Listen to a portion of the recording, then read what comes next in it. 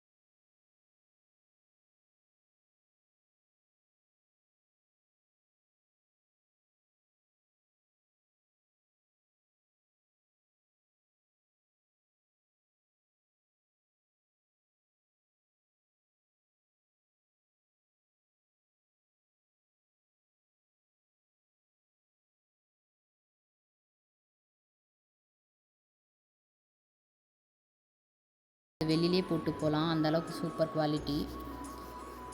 So இதே மாதிரியே நிறைய வீடியோஸ்க்கு லைக் பண்ணுங்கள், ஷேர் பண்ணுங்கள். தேங்க்யூ.